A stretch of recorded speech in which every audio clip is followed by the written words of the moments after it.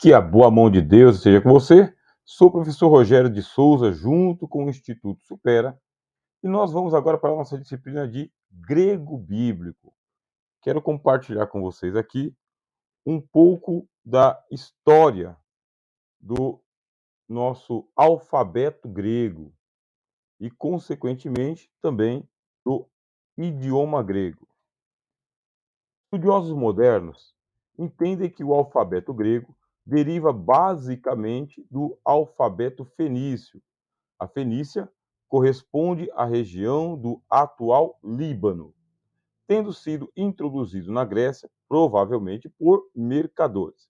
O alfabeto grego surgiu em meados do século VIII a.C., alguns séculos depois da queda da civilização micênica e do consequente abandono de sua escrita linear B, um dos primeiros sistemas de escrita gregos.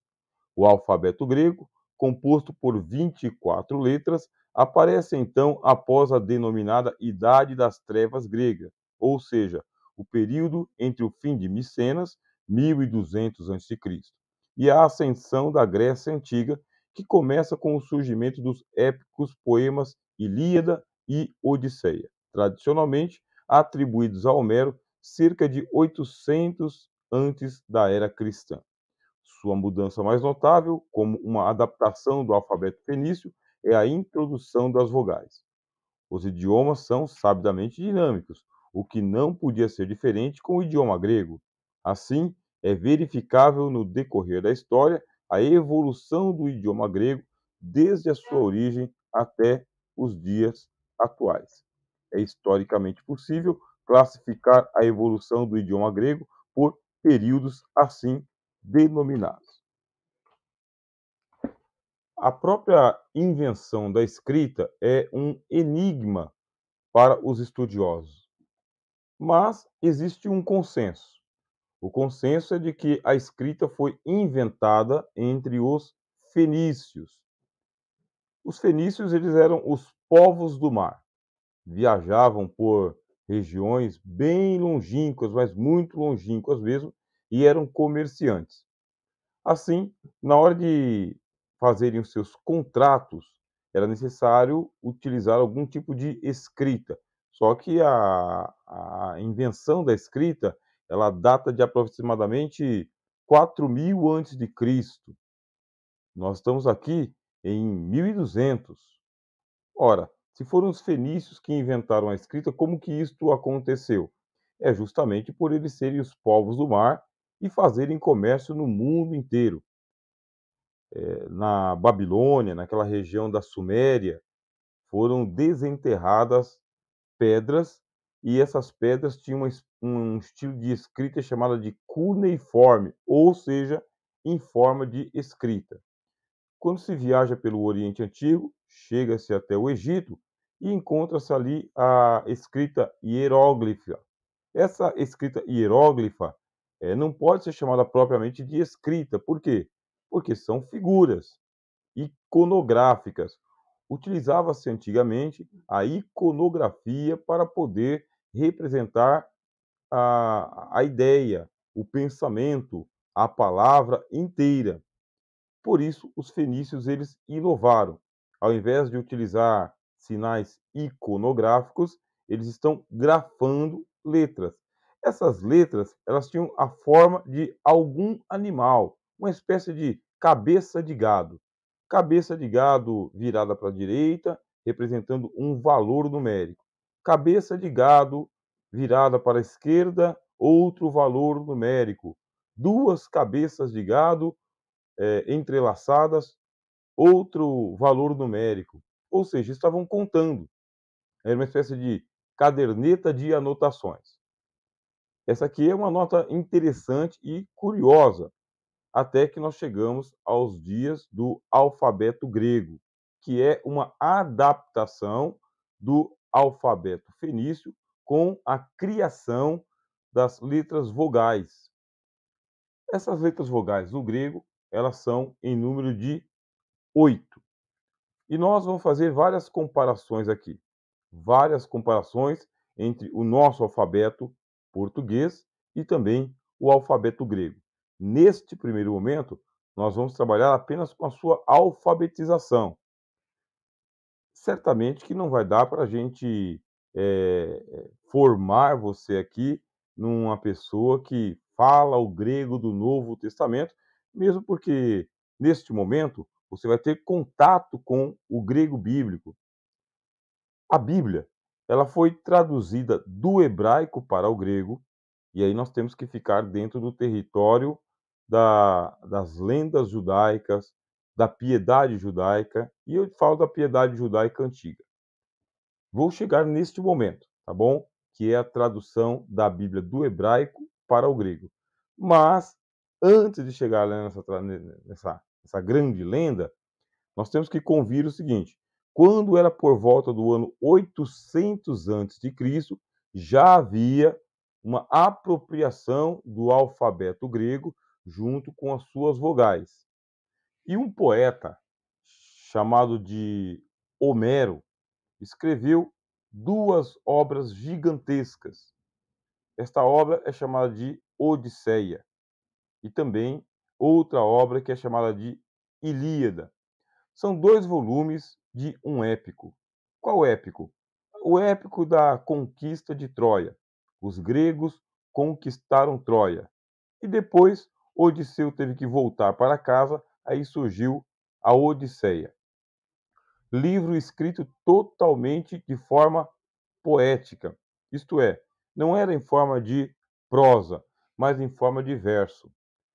O lendário da história é de que Homero ele seria cego, portanto, se ele é cego, como é que ele conseguiu escrever? Alguém escreveu para ele e ele era uma espécie de aedo. O que é um aedo? Aedo era um recitador de poemas. Mas no caso de Homero, ele é muito mais do que um recitador de poemas. Ele é o poeta. A palavra poeta no grego, poiesis, é o criador de belas criações. E aqui está o encanto da língua grega. Toda palavra que você lê tem um significado profundo. Não é só a palavra, mas o significado. O que é que quer dizer essa palavra em grego? Você vai para os radicais, a raiz da palavra, e lá na raiz você vai chegar até a etimologia da palavra. Etimologia é a origem, da onde foi que eles tiraram isso. Por isso, nós vamos preparar uma aula aqui para você estudar conosco, somente de alguns vocábulos gregos muito comuns em o Novo Testamento. Como eu disse anteriormente, houve uma tradução da Bíblia hebraica para o grego, chamada de Septuaginta, por causa da lenda. A lenda diz que 70 sábios, espalhados pelo mundo helênico daquela época, fizeram cópias idênticas do Velho Testamento, da Bíblia hebraica, traduzindo-as para o idioma grego. E não se encontrou nenhum erro de grafia, para se ter uma ideia. Nós trabalhamos com a crítica textual. Você deve estar lembrado que nós falamos na disciplina de exegese sobre a crítica textual. E neste caso, a crítica ela não vai acreditar tanto nessa versão lendária da tradução da Bíblia do hebraico para o grego. Ela vai dizer que o assunto é de outra forma. Bom, no momento apropriado nós podemos falar sobre esse assunto. Mas eu quero retomar com você aqui de que, por exemplo, eu tenho aqui na minha biblioteca a obra A Ilíada, a Ilíada de Homero. Se eu fosse ler para você aqui, eu mostraria para você como que ela está dividida em versos. Ela está toda dividida em versos. Eu abri aqui aleatório, ó. Flui o sangue de em volta e o chão denigre. Não larga, Heitor, a popa que a ferrara, e seguro no aplustre aos seus bradava: fogo, teucros, cerrai-vos, luz o dia, em que Júpiter sara os nossos males. O grego clássico, ele é o grego de Homero. E não só de Homero, é isso que eu vou chamar a sua atenção agora. O grego clássico, nós vamos ler aqui juntos agora. Compreendido entre 900 da era cristã e 330 Nesse período, o dialeto ático grego, falado na região de Atenas, acabou predominando e se tornando a forma padrão do idioma. Os dramaturgos Ésquilo, Sófocles, Eurípides e Aristófanes, bem como os filósofos Platão e Aristóteles, todos utilizaram o grego ático em suas obras. Trata-se, portanto, do mais estudado nos cursos de grego antigo. Veja só, as grandes obras de filosofia que existem, todas elas escritas no grego ático ou no grego antigo. Existem diferenças semânticas nos períodos da língua. Essas diferenças semânticas significam o quê, professor? Que a palavra ela é a mesma. Muda-se um pouco a sua pronúncia e muda-se também o seu significado. Esta é a diferença semântica. Por isso é importante você que quer ler o Novo Testamento em grego, também pense na grande probabilidade de estudar o grego antigo. Nesse caso, você vai se tornar um helenófilo. O que é um helenófilo? É um amante da cultura grega, é um amante do grego, de tudo que eles produziram. Realmente, esse pessoal, eles conseguiram dar uma virada de chave em toda a história do pensamento humano. O grego antigo, depois ele foi popularizado. Ele foi popularizado pelo grego do Novo Testamento, que é o grego comum ou koiné, compreendido entre 330 da era cristã até 330 da era cristã. Bom, aqui eu estou já colocando como era cristã, mas esse EC que você está vendo aqui, ele trata-se de era comum, ou seja, a literatura profana, a literatura que não é cristã, chama a era cristã de era comum, tá bem? Por isso que eu já estou transliterando aqui. Tem início com a expansão do Império Macedônico, de Alexandre Magno, que acabou por difundir o idioma e a cultura grega por todos os territórios por ele conquistados, sobretudo no Oriente e até mesmo em parte da Índia. Aos poucos, uma nova forma de civilização surgiu, a chamada helenística, com predominância do idioma grego. Os grandes centros da cultura helenística eram as cidades de Alexandria, Pérgamo e Antioquia. Mesmo com a posterior dominação romana, o grego comum continuou a ser usado por toda a parte oriental do Império Romano como uma espécie de língua franca, sendo provavelmente mais importante em sua época do que o inglês é hoje como língua universal.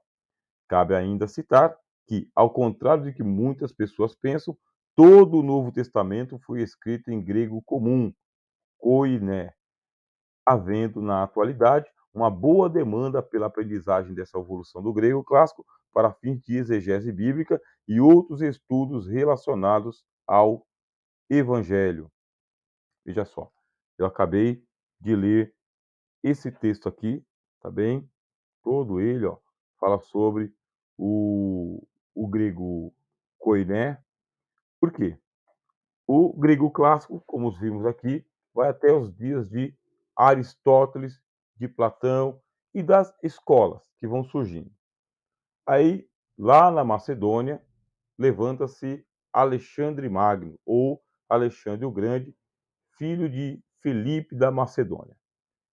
E ele começa a expansão do Império Greco-Macedônico. E o que ele leva para o mundo? Ele leva a cultura da Grécia, ou melhor, a cultura helênica. À medida que a língua grega ela ia sendo popularizada, os dialetos foram surgindo. Quer dizer, o povo conquistado falava tanto a sua língua quanto falava o grego. E na hora de fazer a pronúncia do grego, havia e há até hoje uma adaptação. É da onde surgem os dialetos e surgiu o koiné.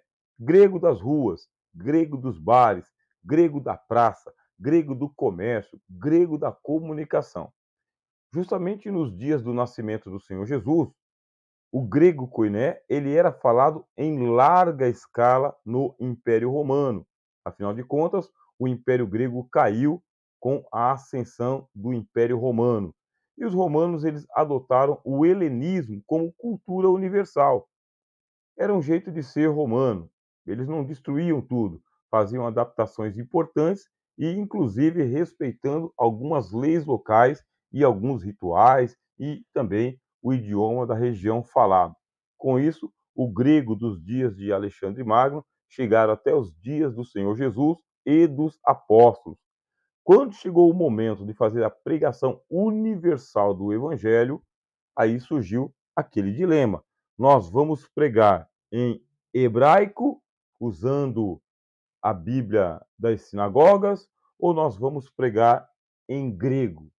Para a nossa alegria, nossa surpresa, nossa devoção e a nossa fé, os apóstolos utilizaram o grego koiné, o grego popular, assim como o Senhor Jesus também. O Senhor Jesus, você deve lembrar, ele foi criado em Alexandria. Preste bastante atenção nesse ponto, muito importante para a tua formação teológica. O Senhor Jesus, quando nasceu, foi perseguido por Herodes. José e Maria levaram o Senhor Jesus para o Egito, e lá no Egito havia uma comunidade de judeus helênicos. Esses judeus helênicos, eles ficavam em Alexandria, capital do Egito. E lá era falado o grego. Tanto era falado o grego das antigas, quer dizer, com a leitura dos grandes filósofos, Platão, Aristóteles, as obras de Sócrates, né, que se falavam de Sócrates, como também se falava o grego das escolas, o estoicismo, o epicurismo, o ecletismo e as demais escolas, como a escola cínica. O Senhor Jesus ele passou a sua infância no Egito. As sinagogas de Alexandria faziam o culto em hebraico e grego, principalmente o grego, porque foi ali que surgiu a Septuaginta, a pedido dos imperadores que tomavam conta da região.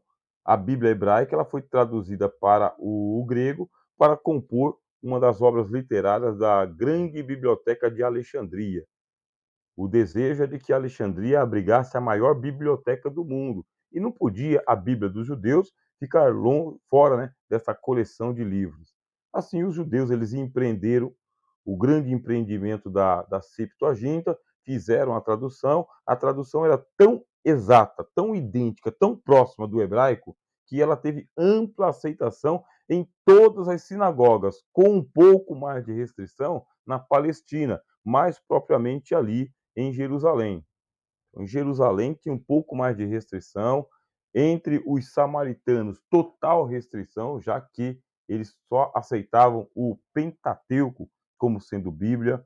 Os saduceus rejeitavam peremptoriamente qualquer aproximação entre o mundo helênico, eles eram ultra conservadores ou ultra tradicionais, mas os fariseus não. Os fariseus falavam hebraico, falavam aramaico, falavam o grego, falavam o latim, eles tinham uma ideia mais universalista do judaísmo.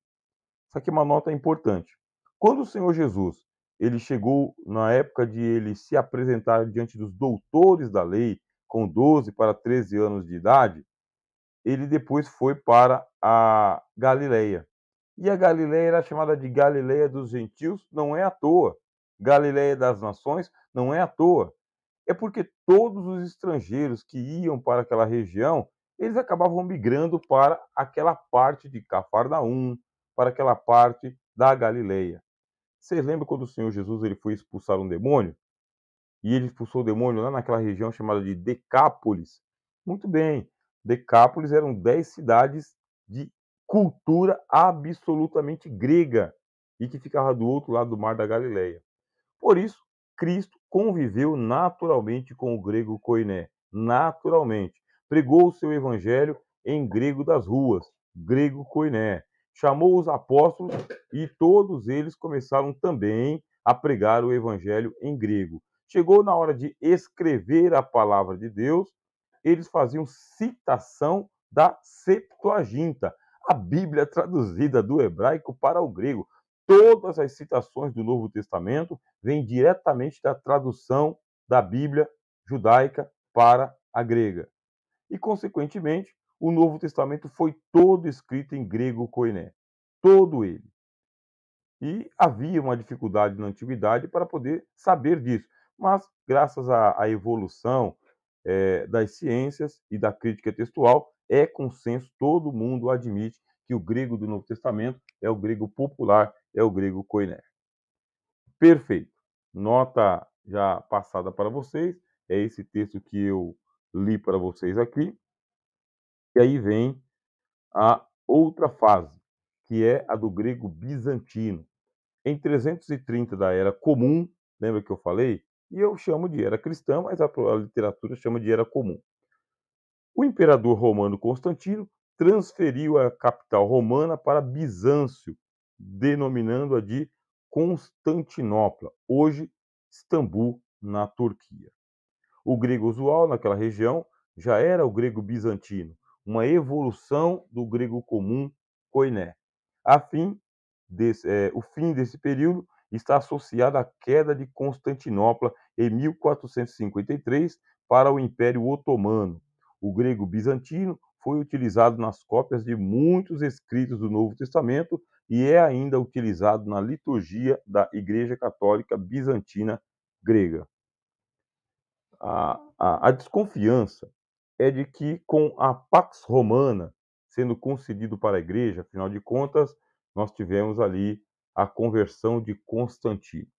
Constantino, como você sabe, ele estendeu a paz romana para a igreja, transformou templos que eram templos pagãos, dedicados ali a Júpiter, dedicados a Marte e outros. Ele dedicou esses templos para a fé cristã. E muitos bispos eles foram admitidos à fé cristã, embora que eles não fossem nem muito bem convertidos. Mesmo assim, é um período crítico da história. O que faltava? Faltava um documento que unisse a fé cristã. Esse documento que vai unir a fé cristã é a Septuaginta, a Bíblia em hebraico? Não, teria que ser o documento cristão que nós chamamos de o Novo Testamento. Acontece que haviam dezenas de centenas de escritos cristãos, entre eles muitos gnósticos, bastante gnósticos mesmo. E aí, como fazer o filtro?